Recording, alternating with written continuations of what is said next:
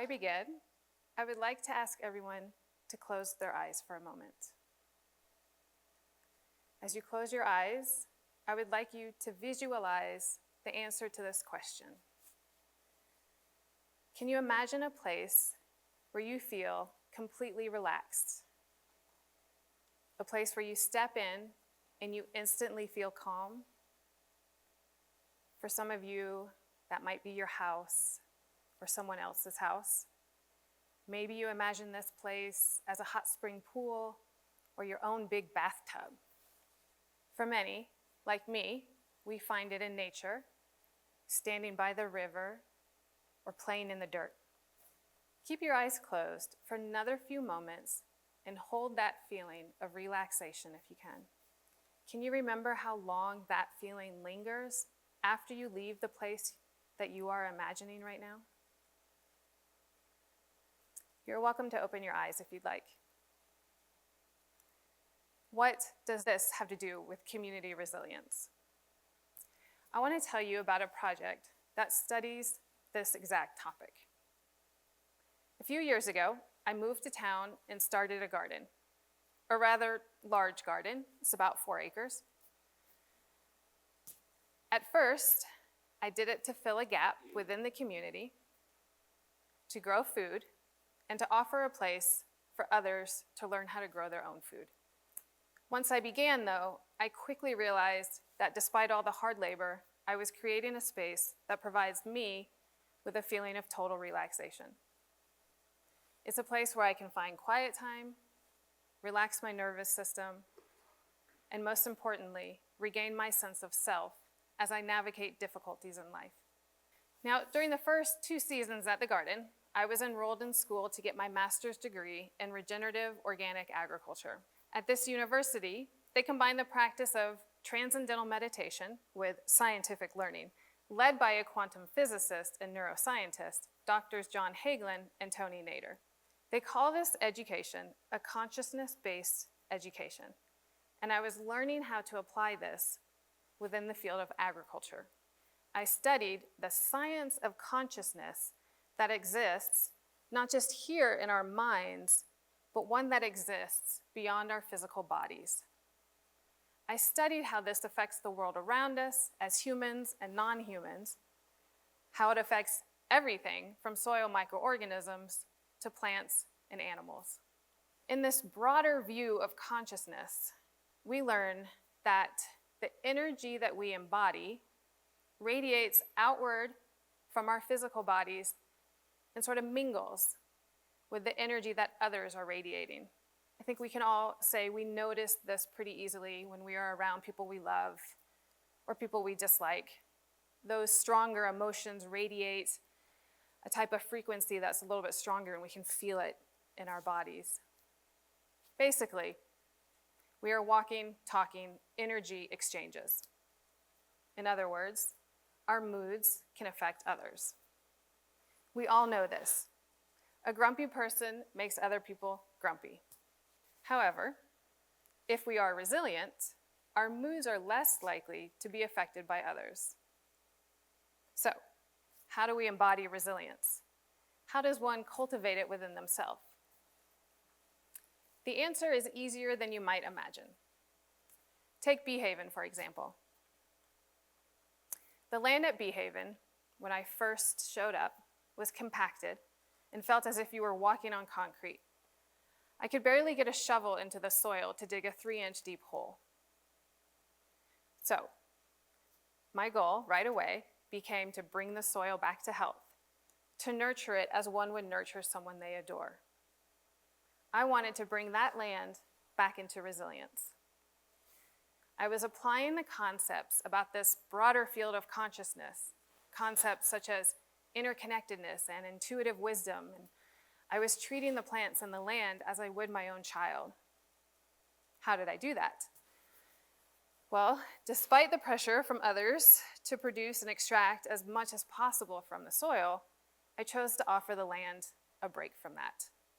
A deep reset, a pause, a moment to take a breath without interference.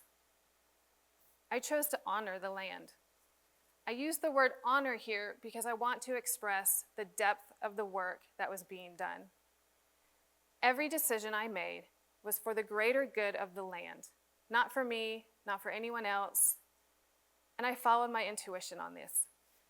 I spent many hours observing the land, and I created a plan that was specific to that piece of land, not one that was written in a book for a different location. I grew 3.5 acres of plants just to feed them back into the microorganisms in the soil, not to harvest, not to make a profit. Tractor use was minimal, and the soil was disturbed as little as possible. On the remaining half acre, I grew a small number of vegetables, which were shared with anyone who volunteered at the garden, or I donated them to the food pantry. Also, I did not spray any synthetic fertilizers or herbicides.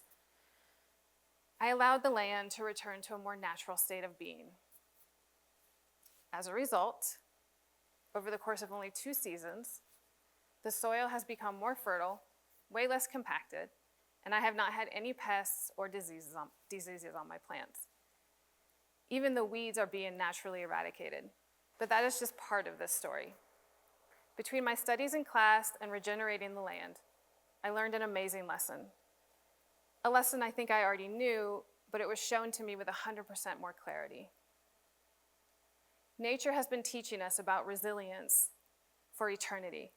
More specifically, nature is a perfect example of how resilience is a symbiotic relationship. For example, plants feed carbon to the soil microbes, and those soil microbes feed the plants with vital nutrients. It's a win-win situation. I think we often forget that nature knows how to balance herself when left alone.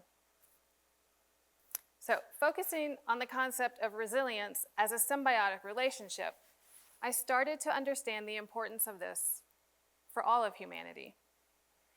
Very similar to the natural world around us, when we humans are individually and personally feeling restored, resilient, operating at our best without negative influences, and balancing ourselves, we not only thrive, but we also enhance the lives of those around us. This is a symbiotic relationship. At Bee Haven Gardens, I witnessed it firsthand, not just with the soil, not just with me, but with others who came to visit. In visits lasting 1 to 3 hours, and without any cell phones or any other distractions, I witnessed a shift, a reset of the nervous system in those who spent time in the garden. Heal the land, heal the people became an internal mantra for me, and it stirred a deep curiosity about how to measure this. So I decided to collect data. The nearly 200 visitors ranged from at-risk teenagers to adults in their 70s, and the responses were the same. Increased connection to nature, increased feeling of relaxation, a sense of belonging and joy, a reconnection to themselves, and a desire to visit again. Most of the time, these visitors found this on their own without any guidance from me. I simply provided them with the space to shut out the rest of the world and play in the dirt. One of my most enjoyable moments was planting peppers with an at-risk teenager. He was telling me a story about something that had upset him, and his energy was really tense. As he was putting the pepper plant into the soil, his actions were less than gentle. His frustration was visible in his body language. Without overthinking it, I kindly mentioned to him that his words and energy are being heard by the pepper plants. I wasn't expecting a response. I didn't even think he was listening to me. But he asked me, "How can the pepper plants hear me? They don't have ears." Good point, right? So I explained, "You're correct. They don't have ears as we do, but they have receptors all along their stem and leaves that detect their environment." He still seemed a little confused, so I asked him, "Have you ever had someone angry with you or been the recipient of harsh words?" "Yeah," he said. "Have you ever noticed how those words feel inside your body? Or when someone is kind to you, how those words feel?" He definitely understood that. So I continued. Well, plants don't hear with their ears. They perceive their environment through their entire surface. But more importantly, humans do the same thing. When you're in a tense emotional state, people around you can sense it. When you're calm and kind, people sense that too. It's not magic. It's actually how our nervous systems work. Our emotions are communicated through the tone of voice, body language, and facial expressions. Plants, animals, and people all detect these signals. If you have ever tried to approach an animal while in a bad mood, you know exactly what I am talking about. That animal wants nothing to do with you unless you are approaching them with a calm and gentle energy. These guys. At that point, I thought this kid would call me crazy and walk away. Instead, he stopped what he was doing, he looked at me, and he said very slowly and sincerely, "Wow, you must have really good people skills." I just laughed. I didn't want to tell him that I preferred plants over people, but he did leave me with a deep appreciation for conversation. That teenager didn't want to leave.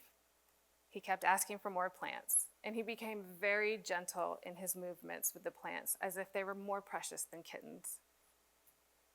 When it was time for him to go, he was visibly more relaxed, as he thanked me for the opportunity to be there.